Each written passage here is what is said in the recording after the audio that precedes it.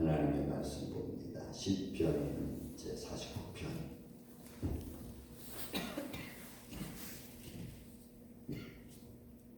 우리 1절부터 마지막 20절까지 말씀을 같이 교독하겠습니다. 뭇 백성들아 이를 들으라. 세상의 거민들아 모든 귀를 기울이라. 귀천 빈부를 막론하고 다 들을지어다. 내 입은 지혜를 말하겠고 내 마음은 명철을 작은 소리로 읊조리로다. 내가 비위에 이 내 귀를 기울이고 수금으로 나의 우매한 말을 풀리로다. 죄악이 나를 따라다니며 나를 애워싸는 환난의 날을 내가 어찌 두려워하랴. 자기의 재물을 의지하고 부유함을 자랑하는 자는 아무도 자기의 형제를 구원하지 못하며 그를 위한 속전을 하나님께 바치지도 못할 것은 그들의 생명을 속량하는 값이 너무 엄청나서 영원히 마련하지 못할 것임이니라. 그가 영원히 살아서 죽음을 보지 않을 것인가. 그러나 그는 지혜 있는 자도 죽고 어리석고 무지한 자도 함께 망하며 그들의 재물은 남에게 남겨두고 떠나는 것을 보게 되리로다. 그러나 그들의 속 생각에 그들의 집은 영원히 있고 그들의 거처는 대대에 이르리로다 하여 그들의 토지를 자기 이름으로 부르노라. 사람은 존귀하나 장구하지 못하며 멸망하는 짐승 같도다. 이것이 바로 어리석은 자들의 길이며 그들의 말을 기뻐하는 자들의 종말이로다. 그들은 양같이 수월에 두기로 작정되었으니 사망이 그들의 목자일 것이라. 정직한 자들이 아침에 그들을 다스리리니 그들의 아름다움은 소멸하고 수월이 그들의 거처가 되리라. 그러나 하나님은 나를 영접하시리니 이러므로 내 영혼을 수월의 권세에서 건져내시리로다. 사람이 치부하여 그의 집에 영광이 더할 때에 너는 두려워하지 말지어다. 그가 죽음에 가져가는 것이 없고 그의 영광이 그를 따라 내려가지 못함이로다. 그가 비록 생시에 자기를 축하하며 스스로 좋게 함으로 사람들에게 칭찬을 받을지라도 그들은 그들의 대대 조상들에게로 돌아가리니 영원히 빛을 보지 못하리로다. 존귀하나 깨닫지 못하는 사람은 멸망하는 짐승 같도다. 아멘. 네, 오늘 말씀은 우리가 시편 고라의 자손의 시로 또 되어져 있죠. 오늘은 교훈 역시 인도자를 따라 부르는 노래, 지혜시 또는 교훈시로 시편 49편도 되어져 있습니다. 말씀은 구별하면 세 단어로 구분되어져 있죠. 1절부터 4절까지, 5절까지에 구분되어 있고, 5절부터 그 다음에 15절부터까지 구분되어 있고, 그 다음에 16절부터 마지막 절까지 구분돼서 세 부분으로 나눠져 있는 시로 되어져 있습니다. 첫 번째 나눠져 있는 시 1절부터 4절까지, 4절, 5절까지 있는 말씀 보면은 그 말씀은 인생에 있어서 악인이 누군가를 우리가 먼저 좀 구분을 해야 됩니다. 본문을 펴는 것은 귀천 빈부라고 하죠. 재물에 대한 것을 사실은 하나님을 의지하지 않고 재물을 의지하는 자에 대한 말씀으로 되어져 있죠. 근데 그것이 사실은 하나님을 의지하지 못하게 만드는 마지막 우리가 마태복음 6장에 있는 말씀처럼 내 재물이 있는 곳에 내 마음이 있다 가지고 세상의 모습을 그렇게 딱 구분하고 있죠. 그렇지만 하나님을 의지하는 자는 재물이 많든 있든 그건 상관없어요. 의지하지 않는 자는 재물이 많든 있든 그것도 상관없습니다. 의지하는 자는 하나님을 의지하는 자도 하나님을 의지하는 자는 하나님을 우선시할 것이고 하나님을 의지하지 않는 자는 하나님을 뒤로 하는 것입니다. 그러므로 그것이 재물이라고 하는 것으로 물질되어 있고 디모데후서 4장도 재물로 되어져 있지만 그러나 그것이 결국은 뭘 의미하는 거냐면 하나님을 의지하지 않는 자로 되어져 있죠. 마태복음 6장에 있는 근거를 보면 내 마음이 어디 있느냐 이거죠. 내 마음이 하나님께 있느냐 아니면 내 마음이 세상에 있느냐 여기에 따른 말씀인 것을 우리가 볼 수가 있습니다. 그리고 그것이 우리를 과연 지켜줄 자는 두 번째 패러그램에서는 우리를 과연 누가 지켜줄 것이냐 인간의 생명의 속전을 과연 내가 인생에 살아가는 것으로 내 인생의 속전을 낼 수 있겠느냐 그리고 내 이웃의 속전도 생명의 속전도 낼 수 있겠느냐 그걸 못한다는 거예요. 결국 인간 생명의 속전은 하나님이 그 값을 지불해 주지 않으면 안 된다는 거죠. 인간 생명에 대한 속전을 인간이 할 수 없다. 그래서 그것을 두 번째이고, 세 번째는 결국 이 말씀을 가지고 여러분 맨 마지막 존귀한 자는 깨달으라는 이야기죠. 누구를 의지하고 먼저 살아갈 것인가. 거기에 대한 말씀으로 되어 있습니다. 현대어 성경에는 오늘 보면 개역 성경보다 조금 더 현실적인 입장에서 말씀을 번역해 놨습니다. 그래서 말씀을 조금 더 보면 이렇습니다. 뭇백성들아 들으라. 세상의 거민들아 모두 귀를 기울이라. 귀천 빈부를 막나라고 다 들을지어다. 그러니까 이거는 온 천하가 다 들어야 되고, 어린아이부터 어른이니까 모든 사람이 다 들어야 되고, 또 가난한 자는 부한 자도 다 들어야 되는 하나님의 생명의 말씀을 선포하는 말씀이죠. 내 입은 지혜를 말하겠고 내 마음은 죄를 작은 소리로 읊조리리다.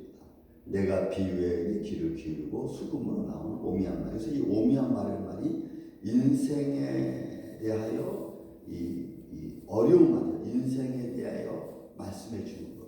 그러니까 결국 이 오미한 말인 것은 인간의 삶 지혜를 말하는 거죠. 여러분 그 현대 번역 성경은 제가 가지고 나왔는데 이렇게 번역해 놨습니다. 현대 번역 성경. 내가 속담에 귀를 기울이고 수금을 타면서 인생에서 가장 어려운 문제를 풀어내리라 이렇게 말했어요. 인생의 그 오면이라는 단어를 인생에서 가장 어려운 문제, 이 어려운 문제가 우리가 해결할 수 없는데 바로 지금 말씀드린 인간의 생명에 대한 것을 어디에 먼저 귀천을 두고 또 악한 자가 형통하는 것, 그것도 인간을 의지하면 하나님을 의지하지 않으면서 인간을 의지하는데도 불구하고 형통하게 사는 것, 이것은 우리가 풀 수 없는 문제 중에 하나죠. 전도서 기자도 그 이야기를 하고 있죠. 자문 기자도 이야기하고 있고. 그래서 하나님을 의지하는 자의 삶과 의지하지 않는 자의 삶을 두고 말할 때에 인생의 눈으로 보면 이 하나님을 의지하지 않는 자도 잘 산다는 거죠. 그러니까 그걸 우리는 이해하지 못하는 거예요. 성경은 그 말씀을 주고 있지 않는데도 불구하고 그렇게 말합니다. 그래서 인생의 가장 어려운 문제에서 오미한 말이 풀리로다 이렇게 개혁성경 번역을 해놓은 것입니다. 그것이 6절 7절 계속되는 거죠. 5절 6절 7절. 죄악의 나를 따라다니며 나를 애워싸 환난 날에 내가 어찌 두려워. 여러분 죄악의 나를 따라다니고 나를 애워싸서 환난 날이 온다 할지라도 하나님을 의지하는 자, 재물이 풍족한 자는 두렵지 않다는 거예요. 그러면 여러분 하나님께서 그의 종말이 마지막에 온다 할지라도 그들의 마음이 이런 마음을 갖는다면 결국 여러분 하나님 필요 없는 거죠. 하나님 필요 없는 거죠. 이 현대어 성경은 이렇게 번역해놨습니다. 5절 6절. 악한 원수들에게 포위당하는 위험한 때에도 두려워할 필요가 없다. 그들은 자기들의 재산을 의지하고 그 부유함을 자랑하는 자들이기 때문이다. 이렇게 표현했어요. 그러니까 아무리 어려운 일, 예를 들어 전쟁이 일어나도 그들은 두렵지 않은 거예요. 그들은 자기들의 부유함이 자기를 지켜줄 거로 생각하기 때문입니다. 그러니까 생명의 값의 주인은 하나님이라는 사실을 그들은 인정하지 않아요. 그러면 그것이 결국 재물이 있고 없고를 떠나서 말하는 것은 아닌 것 같아요. 물론 재물인자 더 그런 생각을 많이 하겠지만 그러나 하나님을 의지하지 않는 자는 어떤 상황에서도 똑같은 생각을 한다는 거죠. 이것을 지금 고라의 자손이 말합니다. 여러분 고라의 자손이 다시 말씀드려 제사장 계열입니다. 그들이 하나님을 영원하게 하는 일을 앞섰고 모든 사람에게 뛰어난 자로 많은 모든 사람에게 존경받았습니다. 그러나 그 모든 것이 지금은 다 잃어버렸죠. 포로 시대로 다 잃어버렸고 그 다음에 예루살렘이 멸망해버리고 결국 그들이 무엇을 의지하느냐 자기의 지위, 권위 그거 다 필요 없는 거예요. 왜? 결국은 그들의 생명이 여러분 말씀드리면 이제 11절 12절 쭉 가면은 죽는 것이 동물과 똑같아요. 그럼 결국 죽음이라는 마지막 때 와서 생각을 해야 될 거냐. 이제 그 문제가 우리한테 남겨져 있는 거죠. 다시 또 본문의 말씀을 봅시다. 그래서 아무도 자기 형제를 7절에 보니까 아무도 자기의 형제를 구원하지 못하며 그를 위한 속전을 하나님께 바치지도 못하려. 결국 인생의 속전을 인간이 지불할 수 없고 내 귀천 빈부격차가 지휴고화가 내 인생의 속전을 대신할 수 없다는 것을 지금 설명하고 있는 거예요. 결국 인간의 생명의 주인은 하나님이시다는 거죠. 또 8절에도 그들의 생명을 속량하는 값이 너무 엄청나서 영원히 마련하지 못할 것입니다. 이런 8절, 제가 현대어 성경에는 8절 이렇게 표현했습니다. 인간 생명의 값이 너무나 크기 때문입니다. 그 어떤 것을 지불한다고 해도 사람을 죽지 않고 영원히 살게 하지는 못할 것이다. 제가 한번 말씀드렸죠. 지금 그 중국의 위구르족 100만 명 그것을 갇혀놓고 참 죄송하죠. 장기님이 하고 있잖아요. 중국의 영원히 살기 위해서 피 걸러내고 그리고 장기 이식하고 근데 거기서 나오는 그 모든 것들이 사실은 위구르족 그리고 건장한 남자들 어린아이들 여러분 이제는 정말 생명의 값이라는 것은 세상에서 점점 없어져 가고 있죠. 없어져 가고 있죠. 정말 우리가 지금 이렇게 편안히 살고 있는 것 같지만 생명에 대한 가치는 점점 하락합니다. 여러분 생명의 가치가 하락하죠. 인간의 가치가 하락하죠. 결국 그렇게 되면은 세상은 무엇을 위해 존재하는가라고 하는 것에 새로운 퀘션 마크가 여러분 찍히게 됩니다. 결국은 생명의 가치가 없어지면 인간의 몸도 아무런 의미가 없어져 버리고 마는 이런 시대로 점점 가고 있죠. 그리고 그런 시대 앞서 인간은 대답을 못합니다. 거기다 이렇게 흐르는 세상의 과정 속에 인간은 거기에 대답을 해줄 수 있는 게 아무것도 없어요. 그런 시대에 저와 여러분은 살고 있습니다. 그래서 우리가 과연 인생을 지금 내가 귀천 빈부를 막론하고 인생의 최고의 목적을 어디에 두고 살 것인가 라는 것이 오늘날 우리가 믿음의 사람들이 살아가는 가장 중요한 모습입니다. 그러니까 결국은 인간이 사람을 죽지 않고 영원히 살게 하지 못한다는 거죠. 이 세상의 어떤 것도. 그런데 우리는 마치 영원히 살 것처럼 아니면 좀 더 오래 살 수 있는 것처럼 자꾸 우리를 그렇게 생각하게 만들고 그런 것들을 향해 나아가는 이런 삶의 모습들, 이것들이 우리 삶에 과연 어떤 의미를 주겠느냐, 하나님의 영광을 거기서 찾을 수 있겠느냐라고 하는 거죠. 또 여러분 9절부터 10절에 있는 말씀 또 이런 것인가. 그가 영원히 살아서 죽음을 보지 않을 것인가. 그러나 그는 지혜 있는 자도 죽고 어리석은 자도 무지한 자도 함께 망하며 그들의 재물은 남에게 남겨두고 떠나는 것을 보게 되리라. 결국 인생은 그냥 적신으로 왔다가 적신으로 가는 욥이 말하는 거죠. 제가 다시 요즘에 욥을 좀 보고 있는데 정말 욥은 의로운 사람. 여러분 아침에 제물을 드리고 저녁에 또 제사를 드리고 그리고 또 그날 아침에 또 와서 제사를 드리는 이유가 뭐예요? 그 밤에 자는 사이 동안에도 내가 죄를 지었을까봐 아침에 일어나 제사를 드린다고 하니까 그가 정말 하나님에 대한 모든 것이 전적으로 하나님을 향한 거죠. 그래서 그가 모든 것을 가졌어도 모든 것을 얻는 것처럼 모든 것을 잃어버렸어도 모든 것을 가진 자처럼 그런 믿음의 생각을 가진 사람이 욥이었다고 하는 거죠. 근데 그에게 당한 환난은 그는 확신한 거예요. 내가 이렇게 아침 저녁으로 하나님께 제사를 드리고 하나님을 향하여 마음을 갖고 있는데 이런 환난이 내게 온다는 것은 이것은 하나님이 하지 않고서는 절대로 있을 수 없다라는 것이 딱 그 사람 욥의 결론이에요. 그러니까 그런 욥의 결론이니까 그 친구들이 인과응보에 대한 얘기, 인간의 죄성에 대한 얘기 아무리 얘기해도 욥이 용납할 수 없는 거예요. 왜? 그런 그 자신에 대한 내가 하나님을 의지하고 하나님을 향한 내 마음은 그 자신을 확신한 거예요. 이건 하나님을 내가 믿는 이런 상황 속에서 이런 어려운 환경이 당한 것은 이것은 하나님이 하지 않고서는 그래서 주신 자도 하나님이시고 취하신 자도 하나님이라는 것이 분명해지는 거죠. 거기에 요동하잖아요. 그러니까 어떤 상황이 돼도 저는 그 욥의 모습을 보면서 또 다른 깨달은 게 좀 있어요. 정말 하나님에 대한 생각을 욥이 가지고 있었고 믿었고 그가 전부이라는 것. 욥이 확실한 겁니다.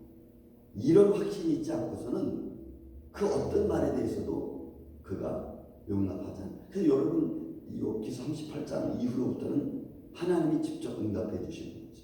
여러분 여기도 마찬가지로 시편 49편도 결국 인생은 똑같아요. 내가 적신으로부터 적신으로 가고 내 인생은 정말 옷 한 벌도 내가 가져가지 못해. 그냥 그대로 남고.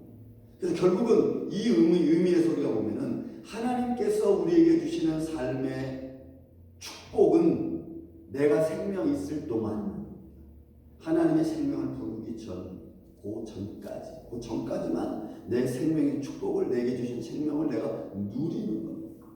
기쁘고 즐겁게 누리는 거죠. 그것도 기쁘고 즐거움도 하나님의 영광을 우선으로 할 때 주어지는 기쁨과 영광이라. 그것이 인생에 사는 가장 중요한 목적이죠. 여러분 10절부터 12절, 13절까지도 마찬가지입니다. 그러나 그들의 속생각에 그들의 집은 영원히 있고 그들의 거처는 대대이르리라 하여 그들의 토지를 자기 이름으로 부르는도다. 이런 우리가 인생에 사는 모습을 그대로 표현하는 거죠. 사람은 존귀하나 장구하지 못하며 멸망하는 짐승 같다. 이것이 바로 어리석은 자들의 길이며 그들의 말을 기뻐하는 자들의 종말이다. 결국은 거기까지밖에는 인간이 아무리 생각해도 생각할 수 없는 거예요. 결국 현실과 영원한 것, 이 땅에 존재하는 것은 여기까지. 그리고 영원한 생명이 있다는 것을 우리가 믿지 않으면, 의지하지 않으면 결국 우리는 본문에 있는 말씀대로 그냥 어리석은 자의 종말로 맞이하는 소리입니다. 그런데 여러분 이 세상 우리가 바라보면은 어제 우리 목사님들 대화를 하는데 목사님이 좀 병에 걸리신 분이 있어요. 파킨슨 병에 걸리신 분. 목사님 내가 어차피 죽을 건데 나 좀 저 청와대 앞으로 좀 나 보내줘. 왜 거기 가서 뭐 하시게? 거기 가서 이 좀 불협한 세상에 대해 좀 외치고 싶어. 목사님이 지금 그 몸을 해서 외친다고 해서 뭐가 좀 달라지겠습니까? 그래도 여러분 세상은 우리가 이렇게 지금 편안한 가운데 있지만 그러나 그 뒤에는 또 그 안에도 수많은 생각들이 여러분 우리가 생각할 수 없을 만큼 분별할 수 없을 만큼 복잡하게 연결되어 있잖아요. 그러나 그 복잡한 것을 계속 바라보고 거기 있으면 우리는 그 이상을 또 바라보기가 너무 힘든 어리석은 지혜를 가지고 있습니다. 우리 지혜는 아무리 많은 것을 깨달았다 할지라도 그것이 한정적이고 결국 하나님의 나라를 영원한 생명을 바라보지 않으면 결국 우리는 우리가 보는 현실밖에는 바라보지 못해요. 그래도 하나님의 사랑이 큰 것은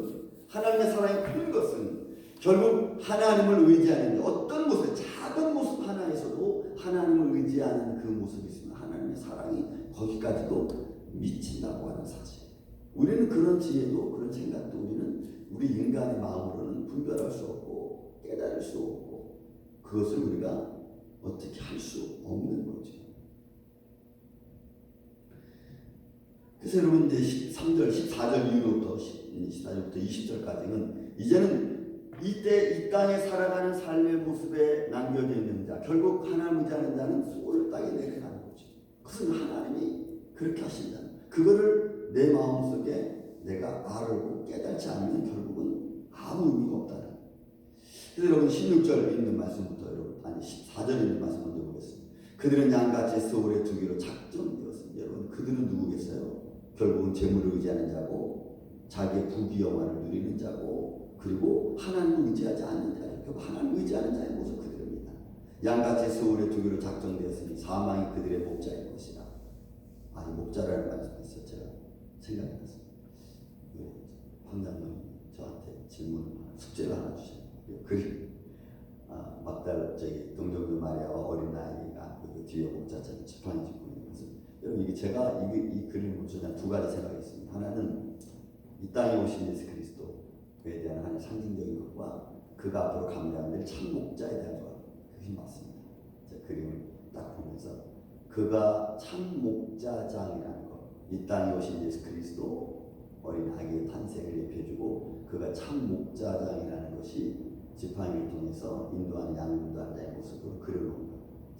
제가 풀기에는 제가 그렇습니다. 그래서 두 의미를 동시에 하나님의 말씀이 임하셨고 어린 양이 오셨고 그 다음에 그가 참 목자장이라는 것을 증거해주는 그림이 아닌가 저는 이렇게 제 속에는 그렇습니다. 제가 어제 낮에 보면서 그 생각을 했습니다. 예, 참 목자장. 근데 참 목자장 되신 하나님, 우리 주님이 사망이 그들의 목자가 된다고 결국은 여러분 우리에게 아무 의미가 없죠. 하나님을 의지하지 않는 자가 영원한 사망의 목자라면 결국은 그는 수월에 내려갈 수밖에 없는 거예요. 그러나 하나님은 나를 영접하리니 그러나 하나님을 하나님 의지하는 자죠. 이러므로 내 영혼을 수월의 권세에서 건져내시리로다. 결국 하나님의 은혜를 먼저 생각하고 하나님 다시 먼저 생각하는 자의 모습을 말씀해 주고 있는 겁니다. 17절 그가 죽음에 가져가는 것이 없고 그의 영광이 그를 따라 내려가지 못하느니라. 결국은 존귀한 자나 깨닫지 못하는 사람은 멸망하는 존귀하지만 권세가 있지만 재물이 있지만 지혜가 있지만 결국 주님의 진리의 생명의 말씀을 깨닫지 못하는 자는 어쩔 수 없는 거예요. 그러니까 여러분 우리에게 이제 하나님이 공을 던졌죠. 공을 우리에게 쉽게 말해 공을 하나님 우리에게 던졌습니다. 그것은 뭐야? 나를 믿어라 이거죠. 나를 믿어라. 말씀의 약속대로 어린 양으로 오셨고 내가 참 목자다. 너희 나를 믿어라. 믿는 자는 하나님의 영광을 바라보는 거고 결국 믿지 아니하고 하나님을 의지하지 않으면 결국은 사망이 그를 덮을 것이라는 것이 여러분 지혜로운 자의 신입니다. 이건 뭐 흑백의 논리 같지만 이미 그 공은 우리에게 넘겨졌어요. 그래서 하나님은 모든 성경의 논리 보면은 여러분 구리뱀 바라봐라 그러면 사는 거고 내가 믿느냐 그러면 사는 거고 그래서 주님의 손길은 결국은 뭘 보는 거예요? 나를 믿느냐. 결국은 아담도 하나님 말씀을 불순종한 것은 그 말씀을 믿지 못한 거죠. 여러분 죄가 없는 상태에서도 아담이 그것을 구별하지 못했어요. 따라가지 못 하나님 말씀을 여러분 지키지 못했어요. 행위 언약에서 떨어진 겁니다. 결국은 그 모든 것이 다 우리에게 이제 왔어요. 그 행위 언약도 이루는 것은 우리가 행위로 움직이지 않으면 안 되는 거죠. 결국은 믿고 행해야 돼요. 이제는 믿고 행해야 돼요. 결국 아담은 믿었을지는 모르지만 행위 언약에서 떨어져 나간 아담의 모습. 그렇다면 우리는 그 두 가지를 다 해야 되는 거죠. 믿고 행해야 되는 거예요. 이런 삶의 말씀이 우리 가운데서 이렇게 세상이 점점 더 힘들어져가고 분별해지기 어려운 이 시대 앞에 더 풍요롭지만 더 삭막해져가는 이 시대 앞에 오늘 이 아침에 저와 여러분과 우리 임마누엘 교회가 믿음을 잃지 않고 믿음의 행위를 따라 하나님을 영화롭게 하는 이런 축복의 삶이 있기를 주님의 이름으로 축원을 드립니다.